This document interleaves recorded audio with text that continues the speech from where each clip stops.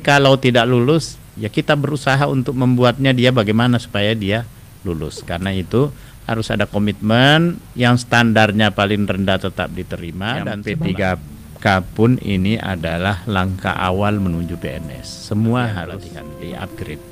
Jadi semua harus diterima.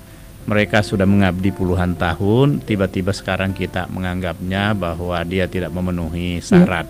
Itu sangat keliru itu saya kira. Dan itu tidak adil, Kak, ya? Tidak. Pendidikan, Mas Nadiem, Menteri Dalam Negeri, Menteri Agama, Menteri Keuangan, dan Kepala BKN. Ya.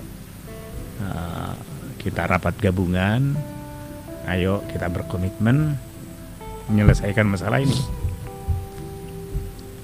Ya, komitmen itu kemudian lahirlah bahwa ini kita akan tuntaskan, persoalan ini tidak akan berlanjut, semua harus berakhir paling telat di tahun 2023. 2023. Yaitu komitmen, dan secara bertahap sudah ditentukan langkah-langkahnya. Nah, meskipun berakhir itu dengan kira-kira ada yang menjadi PNS, ada yang menjadi ASN P3K. P3K, ya. Ya. Cuman kami tetap meminta supaya yang P3K pun ini adalah langkah awal menuju PNS. Semua harus melalui itu dulu. Ya, semua harus jadi PNS. Di ujungnya harus PNS semuanya. Harus PNS. Dan itu dites, Pak. Ada yang dites, tapi kita menekankan itu proses administrasi saja. Berkas. Iya, berkas. Jadi kalau tidak lulus, ya kita berusaha untuk membuatnya dia bagaimana supaya dia lulus. Karena itu harus ada komitmen yang standarnya paling rendah tetap diterima, dan setelah itu adalah diberikan pelatihan-pelatihan, di-upgrade. Jadi semua harus diterima.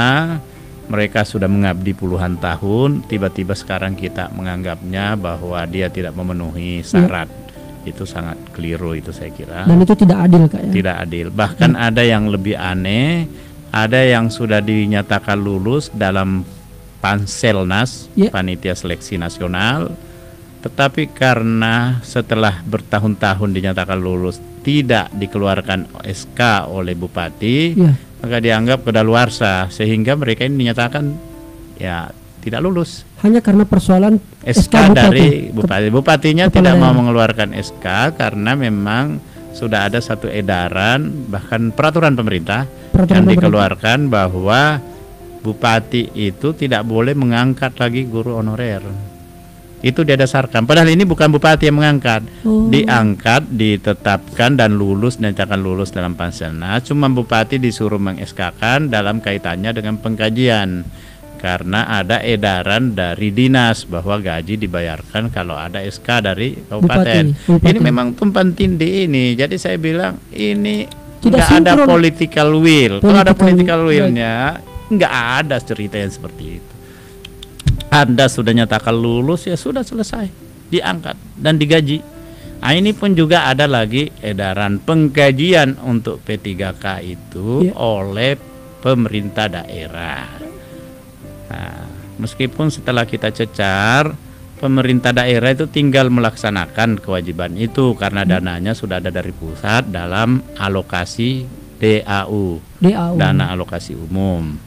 Tapi di pemerintah daerah ini kalau turun dana alokasi umum, dia menerjemahkan pendidikan itu dalam pengertian yang luas, dan kadangkala dia memprioritaskan anggaran untuk infrastruktur, membangun ruang kelas, membangun pagar. Bahkan saya pernah menemui ada satu sekolah, pagarnya sudah bagus, dirubah lagi karena ada anggaran untuk pagar. Di AUI tadi. Iya. Makanya tadi dipaksakan. Disampaikan oleh Ibu Lina, perjelas dari pusat. Ya, itulah yang ya, ini untuk ini P3K. P3K guru. Guru. Jangan untuk yang lain, ada dikatakan sudah, tetapi bisa diubah di daerah. Karena berdasarkan kepentingan. Kadangkala ya daerah itu karena sudah ada kontrak dengan kontraktor, kontraktor perlu pekerjaan. Kalau gaji kan tidak ada yang singgah di kontraktor. Tidak ada langsung. Tapi kalau membangun pagar, membangun apa ada. Nah, inilah masalah. Itulah. Nah, ini Itulah yang sementara Pak Tamsil kerjakan Ya. bersama rekan-rekan yang lain. Ya, itu yang kita. Sinkronisasi aturan akhirnya saya membacanya ini, Kak. Ya, kita minta Tidak supaya memang itu melakukan revisi terhadap beberapa peraturan Ya. dan perundang-undangan supaya aturan yang dibuat itu jangan terkesan bahwa dia memang terselip keinginan untuk tidak menuntaskan persoalan guru, khususnya guru honorer. Guru-guru yang lain juga di Republik ini jauh lebih rendah dibandingkan beberapa negara tetangga kita. Tapi relatif sudah lebih baik lah, karena waktu saya dulu pimpinan Badan Anggaran, saya juga minta itu memprioritaskan, dan pernah kita ada upaya menyelesaikan ini. Jadi waktu Kapan periode Pak SBY terakhir itu kita dorong supaya menyelesaikan ini, mengangkat semua guru honorer menjadi PNS tanpa tes. Tanpa tes. Tanpa tes. Ngapain mau dites lagi? Iya, Anda betul. sudah memperkerjakan puluhan tahun, Betul. kok tiba-tiba sekarang mau dites? Ada hasilnya? Ada, sudah. Mau hasilnya kurang mau apa, itu komitmen kita sudah ada. Dia sudah menjalankan tugas. Dibandingkan dengan pengangguran yang Anda mau gaji, Saya sepakat itu. ini lebih rasional. Nah, dan anggarannya itu, ya masa mau bikin proyek-proyek yang lain. Dana atau anggaran nggak boleh lagi kemudian kalau dihitung menurut Bu Agustina tadi nggak cukup. Jadi kalau 1 juta direkrut semuanya dan menjadi P3K tidak cukup. Jadi sampai apapun nggak bisa. Oleh karenanya saya kira harus ada kepastian dana. Kemudian yang kedua, mekanisme rekrutmen pengisian formasi ini tadi, saya kira tidak ada kemudian ada afirmasi kayak seperti mengemis ini kan.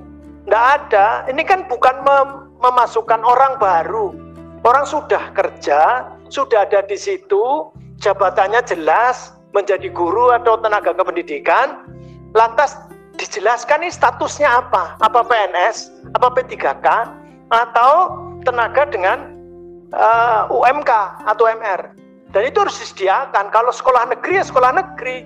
Jangan kemudian lantas membuka sekolah swasta, guru swasta untuk masuk dan seterusnya, sehingga akhirnya sekarang ada gerakan mau menolak guru-guru yang diterima P3K. Kan kasihan juga. Ini membenturkan begini saya kira tidak bijaksana. Karena guru swasta juga tidak kepengen menyingkirkan guru negeri. Cuma diberi peluang. Jadi karena diberi peluang ya ini jadi mekanisme atau rekrutmen pengisian formasi ini harus jelas dan komitmennya ini sekaligus mumpung ingat mungkin Pak Ketua nanti di akhir nampaknya kita harus mengajukan lagi kalau perlu sesuai dengan rapat gabungan yang dulu. Rapat gabungan DPR berarti diserahkan kepada pimpinan DPR, tidak hanya Komisi 10 tetapi Komisi 2 dan atau lagi kalau ada komisi lain yang terlibat. Tapi semangatnya sama. Jadi kesimpulannya menyelesaikan itu jumlahnya berapapun sudah diselesaikan dengan hanya 3 kategori: CPNS, P3K, pegawai dengan honor sesuai dengan UMK dan UMR. Memang peristiwa 2009 sampai 2011 itu ada